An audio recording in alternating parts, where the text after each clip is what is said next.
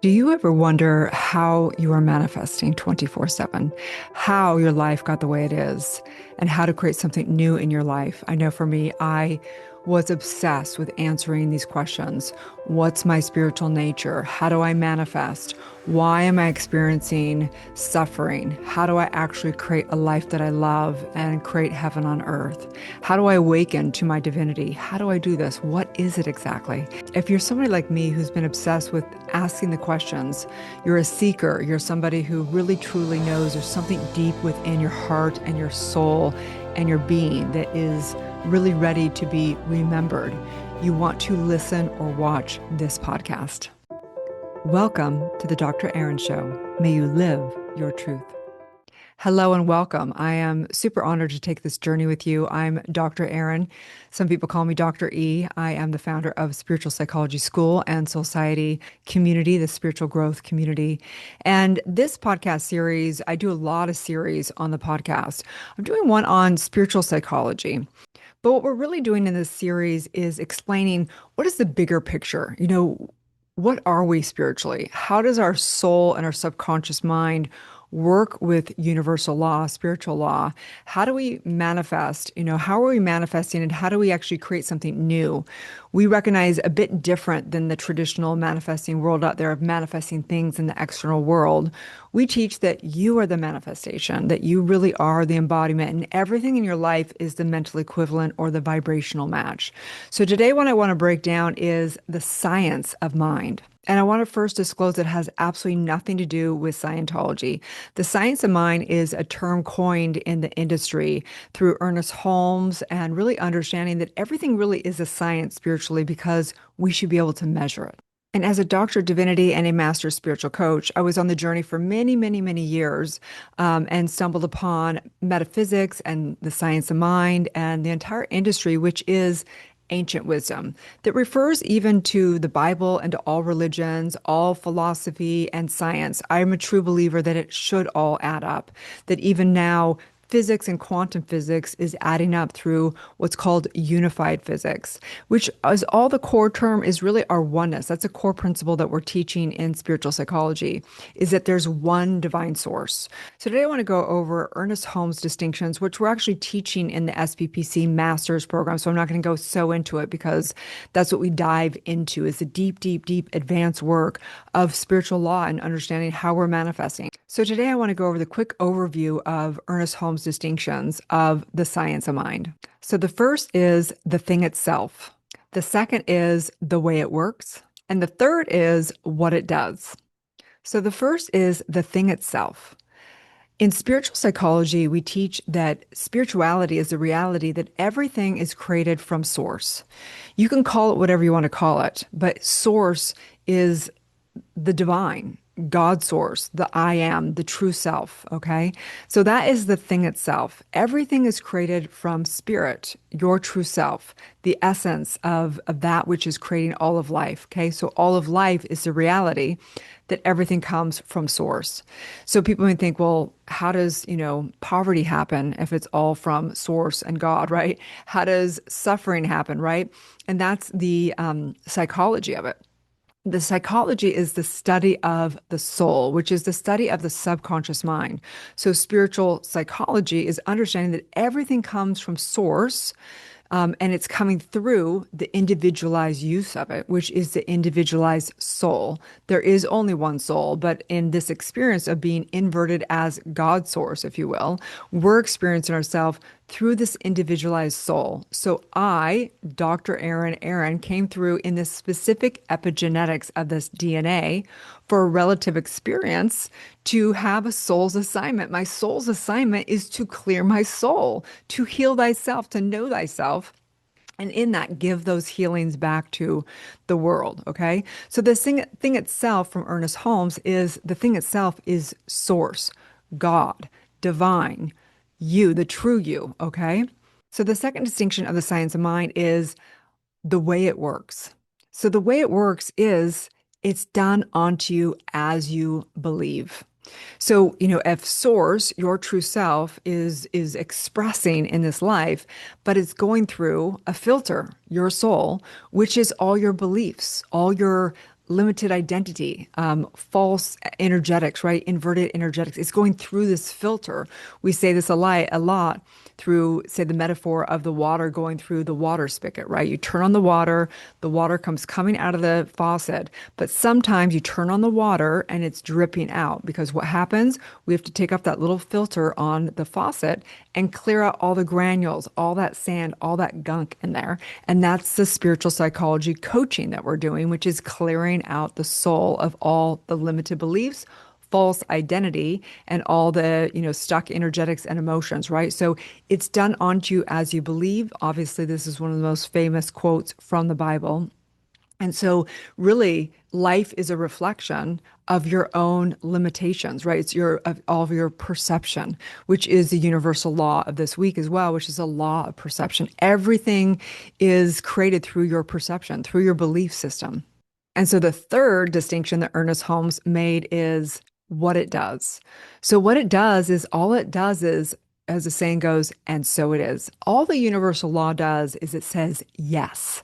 This is actually really the core work of all spiritual law is understanding that the law only reflects and says yes.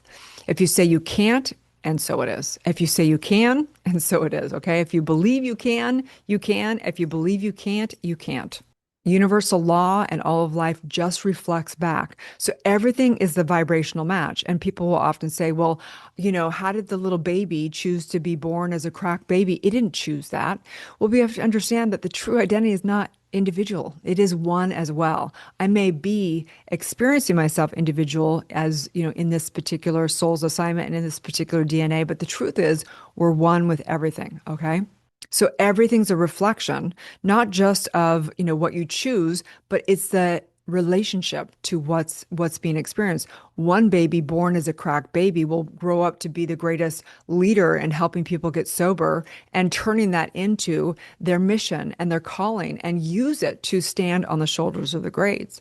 The next baby that is born as a crack addict may become a crack addict and have a life of suffering of being an addict, right? The thing is, this is an advanced soul's assignment. So what is the blessing? Is it a blessing just to be born into, a healthy family and have no mission and calling? It's relative, right? It's done unto us as we believe, and it's a yes.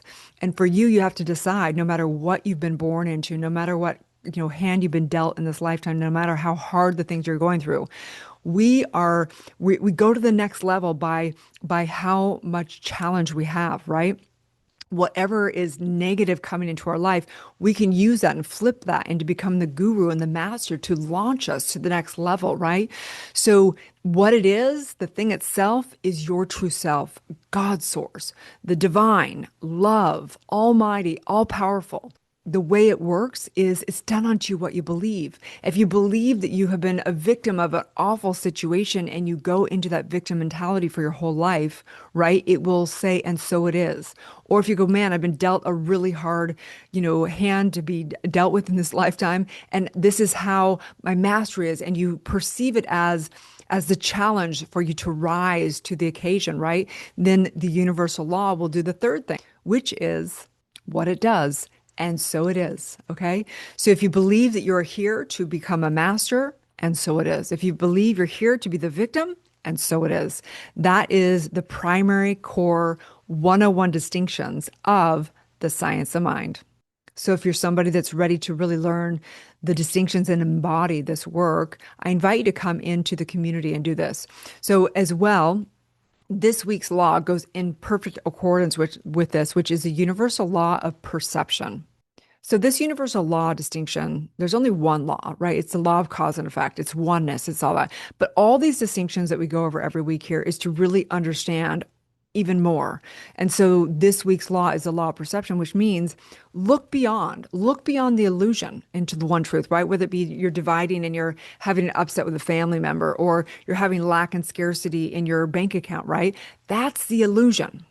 The truth is you're all knowing that you're all powerful. There's only abundance in this universe. You are one with that family member. You can't be undivided, right? It is the truth of it. And when we come back to truth, we have revelations, right? So the law of perception is realizing that how you perceive it it creates it, right? If you perceive yourself to be less powerful than money, you will instantaneously experience being disempowered.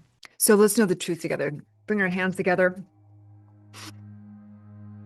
Coming as divine truth, I recognize this all-knowing science of mind, that there is a science to it. We can measure it. We can know that as we perceive things, as we break through those limitations, our perception expands and our life expands. That this is the science of it, that you can test it on yourself and recognize the more that I spend time in prayer and meditation, the more I do E4 and annihilate these limited beliefs, my world changes. It is measurable. There is a science to mind. Mind is not the brain. Mind is not evaluation. Mind is the creative factor of life. It is the oneness. It's all potential. It has all energetics, all wisdom. That's the true mind. It's at the center of every single molecule and cell of who you are. It's the center of Earth. It's at the center of all matter, of all the 3D realm. It is that space that has no polarity. That's the mind. It's not the brain. It's not the evaluator. It's not the analyzer. That is the mind is the one divine mind. It is the soul. It is the life. It is that which holds all of it. It is the infinite and the finite. It is the one divine mind.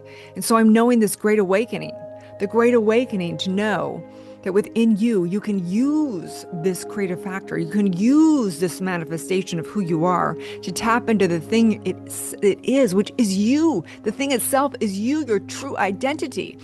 And what I know for sure is you can work it by releasing the limited beliefs to really truly begin to fully express thyself and know thyself.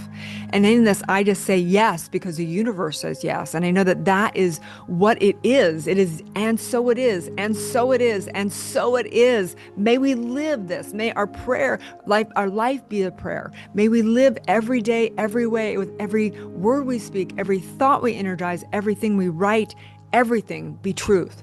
May we set ourselves free. It is done, as together we say, and so it is. Okay, you guys, have a beautiful, blessed day. If you're not already in the community, you can grab the link below, the Universal Law Calendar. It's free. You can come in here every week with me and listen or watch the podcast, get your mind right, learn a new universal law distinction every week. You can binge all the different series of podcasts. There's a lot of them done on E4 of Heal Your Past, Empower Your Present, and Manifest Your Future Self. We want to just serve you here and know that we are one. We love you. Have a beautiful, blessed day, and may you live your truth.